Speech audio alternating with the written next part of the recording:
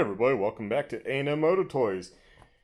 We just got in a bunch of E-Ride 3.0s and we've already sold a bunch, but here we have a 3.0. I figured I'd do a walk around video and show you the bike. So we got upgraded foot pegs, a lot wider than previously. We got a bigger chain, different tires, stock. This is what they look like. So more like a Trialsy type tire, or the Shinko 244, I believe it is, tire. You know, that type of pattern. They feel pretty soft, pretty gummy, which is good. You'll get lots of grip. It will wear a little quicker, but you'll have good grip. You got the bigger calipers. That's what they look like.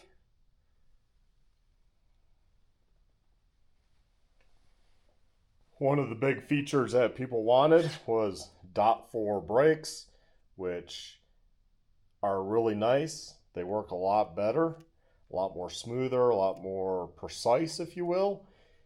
You also have the thicker brake lines that are coated but stainless steel under, and braided brake lines. And then the front brake line comes down. It goes through a clamp up there.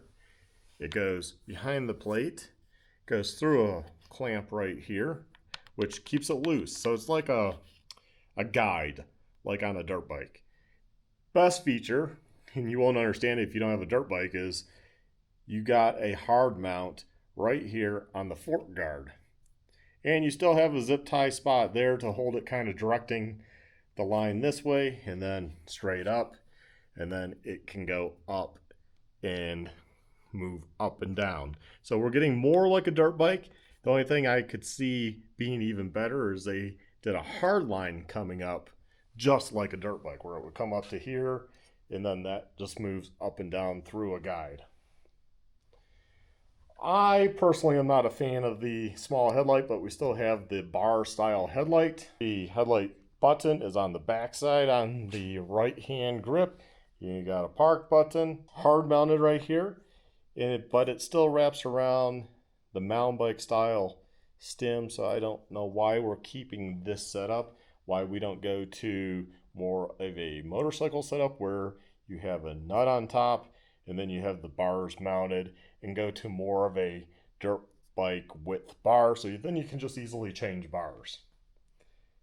I would think that would be a little bit better, but we're getting there. Little improvements. That's mainly what the 3.0 has, is little improvements. Has a little bit bigger battery, 50 amp hour I believe off the top of my head, and a little bit more power. I can turn it on.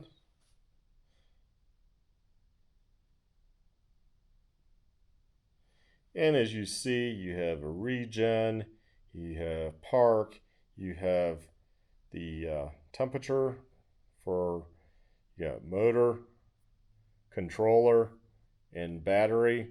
You got your time, you got your percentage of battery charge, you got your trip meter, and you got your odometer. So there's 3 buttons on the side here. That button you can press, it will change from trip A, trip B. Same with the middle button, trip A, trip B. Press and hold. That will take you to the menu. You got vehicle, you got brightness, you got your time, you got your unit, you got your language, you got your wheel size, you got your gearing, and then the software you're on. And you can just let it time out and it will go back. So that's the settings for the dash. And on this side you have a USB-C port, which I think you can charge off of. I've actually never used it. I don't know anyone that has. But you do have a port there. You do have the one down here. You also have Eco and Sport. You also have your regen button here. So 1. And when you do it on 1, there you go, see it? that's off. And then 2, it will show Roman numeral 2. And it actually works on this bike pretty well. And then you got reverse, so you can press and hold that, but however, we have the kickstand down, so kickstand sensor. And then what else? You got your headlight switch is on the back side over here, and it turns it on, off. The park, so hit the P, now it's out of park and it says ready, and it's in eco. There's sport. Now this bike having a lot more power than previously, they really need to have more than a eco in sport. The eco feels like the power of the 2.0. So there really needs to be probably 3 or 4 options for power. Once you're raising that power level up to such a degree, you really need more power settings, power curves, maybe the ability to customize those curves, whether it's through an app or allowing you to use Far Driver or whatever.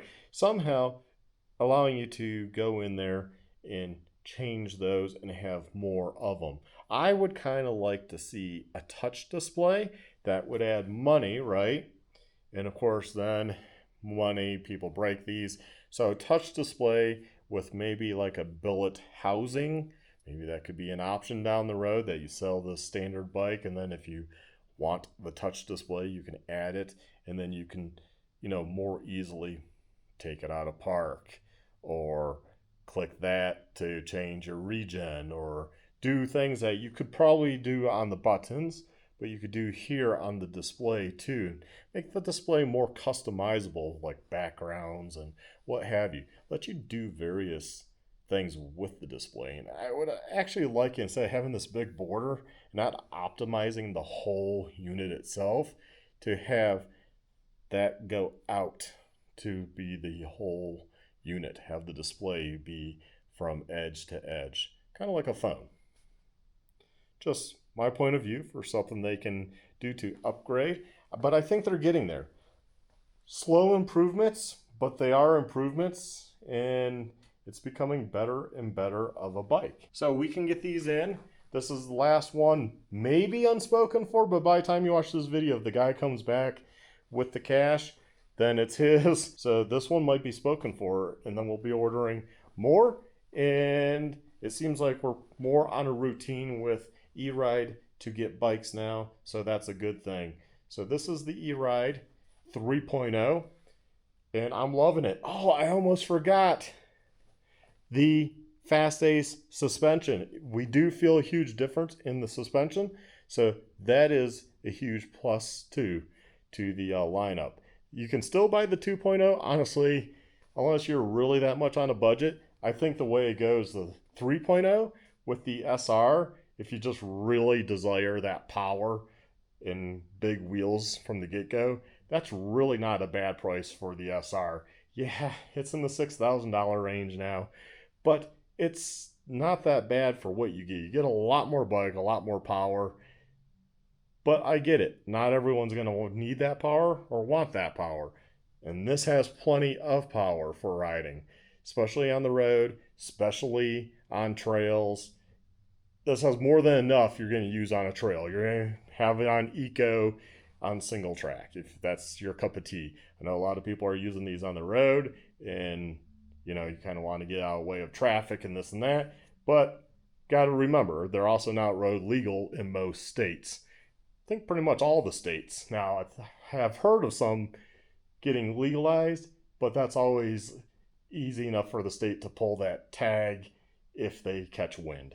So you're kind of running a risk of losing your plate. And before I forget, the charger. It's a little more thinner profile than the old one, but I would say it's the best charger that's designed and made out there for these bikes. It looks good. It's functional with the handle. It's well thought out. I really like it. E-Ride's done a great job there. In the box, you also get a keychain. You get tools, and it looks like they tossed in a 9mm at the last second. You get extra foot peg lock nuts. You also get extra battery pad to put under the battery. You get extra zip ties, and you get an owner's manual. Here's the E-Ride 3.0. Y'all take care, stay well, stay safe, and come down and see us at A&M Moto Toys in Monument, Colorado. Have a good one. Bye.